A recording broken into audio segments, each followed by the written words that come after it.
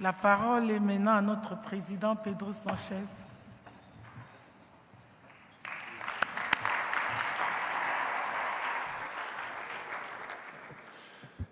So, dear Vice President, dear delegates and guests, welcome and good morning, everyone. Let me begin by thanking Robert, my dear friend Robert, Ian Borg, John Gretsch, and the entire Maltese team for the warm welcome and impeccable organization. This Council meeting is, I believe, is set to be a great success. So my gratitude also goes to the SI team, Chantal, Hannah, Paulina, as well as our staff and, of course, to the volunteers from Spain and Malta. As Socialists International, we are proud to act in solidarity with the progressive government of our member, the Partido Laborista, and with the Maltese people. It is here in this symbolic place that we renew our commitment to something essential, strengthening our progressive governments everywhere. Because when social democracy governs, life gets better for the many, not the few. And that is why we are here today, to reaffirm a model that delivers. A model, as Robert has said, that raises wages, strengthens public services, expands freedoms, protects the vulnerable, and modernize economies without leaving people behind. Wherever progressives are governing, people are living better, societies are more stable, and democracies are stronger. That is not a theory, it is measurable fact. So let me be clear. The crises of the past decade have shown that unregulated markets do not protect people, that nationalistic rhetoric does not create opportunities, that austerity does not build the future. Only social democracy has answers that work in real life for real people, and citizens across the world are rediscovering that truth. Everywhere you look, when progressives defend dignity, fairness, equality, people respond. They support it. They fight for it. Just look what happened in New York City with the victory of Mandami. He didn't win by lowering expectations. He won by raising them, by showing that bold people, central politics inspires and triumphs. His victory is not an exception. It is a sign of where the energy is today, with those who offer hope, not fear. My dear friends, history is not written. History is not programmed by algorithms. History belongs to people, and we are here to serve those very people. Our task is to empower their voice and fulfill their dreams and aspirations. We are the front runners of a new beginning. With us, here something is new emerging, bringing hope, and sooner than later, my dear friends, that hope will be a reality in many of your countries, regions, and continents. Let's work for that. Like it is already happening in Malta or Spain, where our governments are improving the lives of millions. Our mission is more important than ever, my dear friends. It's more important than ever at a time when the right is renouncing to many principles that vertebrate our societies. Until recently, we just disagreed with them on policies, on how to tackle challenges. Yet, we shared some basic common ground, our shared respect for democracy, for freedoms, for human rights, for science and truth. But now, that is gone. They naively believed that they could tame, rein, and control the far right. So they brought them into governments. And they normalized them. But they are the ones that ended up siloed. In the end, they have copied not only their ideas, but also their tactics and their full playbook. The traditional right abandoned its values so as not to lose votes to the extreme right. Now it will end up losing both values and votes. The others, the far right, seize power by riding the legitimate frustration of millions. But they will end up collapsing under the weight of their own contradictions. They call themselves patriots. Yet they sell out to multinational corporations. They call themselves liberals. Yet they dismantle the rules of international trade. They claim to govern for the people, yet they legislate for the elites. They're a walking contradiction, and their policies are a recipe for failure. Yesterday, it was Black Friday. Well, for conservatives, Black Friday is not just one day. It is a political method, a permanent state of mind. They live in a constant Black Friday.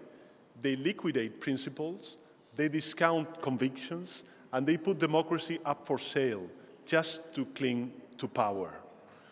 And what exactly do they put on their discount track or rack? Public services, 40% off.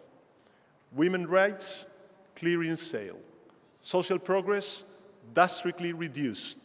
Freedoms that took generations to win, marked down until further notice. And the far right doesn't even need to govern.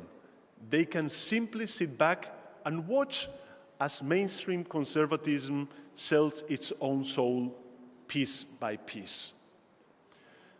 So therefore, dear colleagues, we face many challenges ahead. And I want to refer to 4 of them in particular, where we cannot afford to take even a single step backward. First, of course, is climate change. Climate change. President Lula said it plainly during last COP30. The planet cannot sustain intensive fossil fuel use anymore. The climate crisis is already here in the form of extreme heat, wildfires, floods, and hurricanes. My country, Spain, has been severely hit by these extreme weather events during the past year. Supporters of chaos have a short-term myopic view. They say, let's reel, let's profit. We won't be around when the real consequences arrive. But we won't accept that logic because we care, my dear friends, and because the clock is ticking, so we need to act fast, and we will. Second, tackling rising inequality. Economic inequality has grown dramatically. The gap between the poorest and the ultra-rich keeps widening. The pandemic, military and trade conflicts, and inflation have all contributed to making daily life harder for everyone, especially for the middle class. And technology is deepening a winner-takes-all model. The belief that the powerful set the rules and everyone else must adapt is a new version of social Darwinism. But we do not accept that. I'll say it again. We care. We care about the here and now. Our duty is to address the everyday challenges people face. Fighting inequality is not a technical debate. For us, as Social Democrats, it is a moral duty at the core of social justice and democratic survival. So, second, inequality. Third, advancing equality between men and women. You know that across the world there is a dangerous movement trying to roll back that women have earned through decades of a struggle. So let me be absolutely clear. As Socialist International, we are a feminist organization and we will not allow this rollback.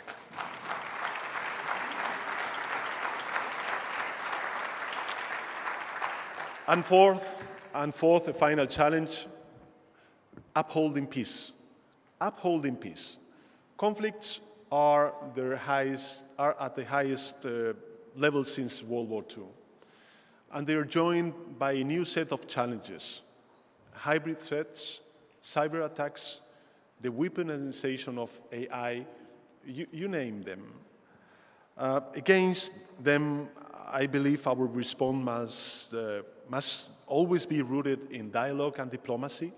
But what are we leaving behind if our legacy is building up our militaries, tearing apart international law and preparing for a major war that risks becoming a self-fulfilling prophecy?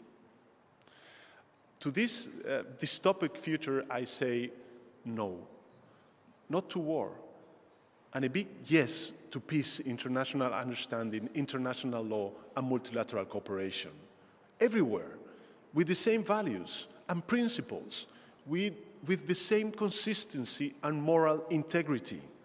Together with our member parties in Israel and Palestine, we are committed to achieving a just and workable solution that includes Palestinians at every step of the negotiations and strengthens Israel's progressive movement. 2 states, 1 peace. This is what we stand for here at this SI. We also stand with Ukraine, a country that has endured almost 4 years of the terrible war of aggression and fights bravely for its freedom and survival. A just and lasting peace needs to provide security guarantees and territorial integrity to our Ukrainian brothers, and it can only be achieved with them and Europe at the table. And of course, we stand with our African members facing proxy wars and jihadist attacks, as well as our comrades in Latin America and Asia. So, my dear friends, let's be honest. We are living difficult times: wars, democratic backsliding, inequality, climate disasters, technology disruptions, but difficulty should not lead us to despair. No matter how dark the winter, spring always follows. And spring has our name, the name of socialism. Because the question is no longer whether we should go left. The real question is, how can the world afford not to?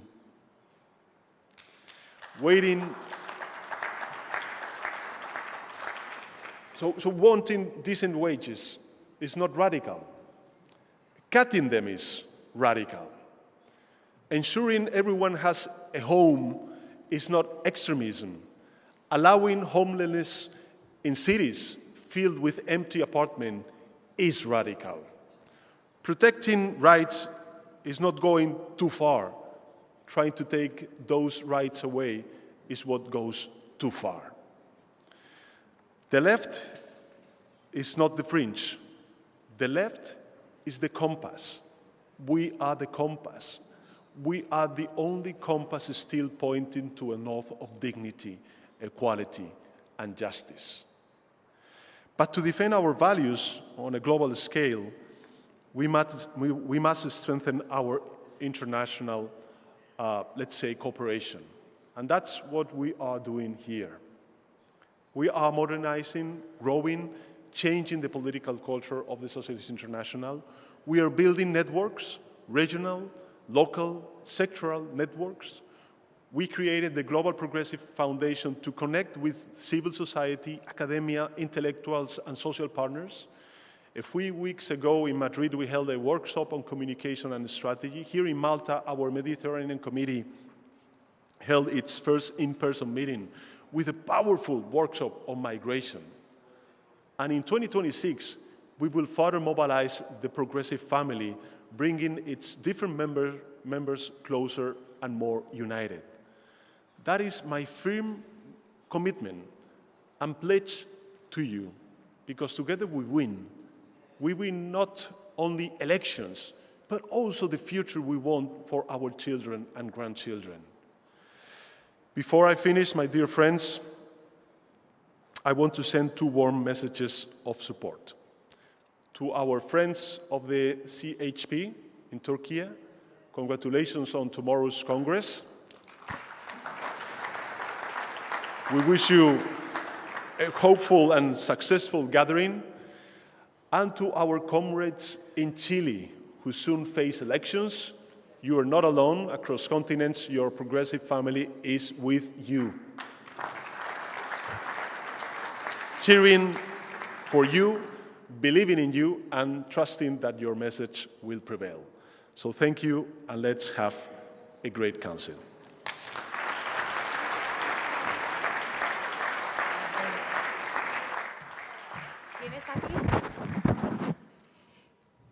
So now we are going to proceed to present the awards.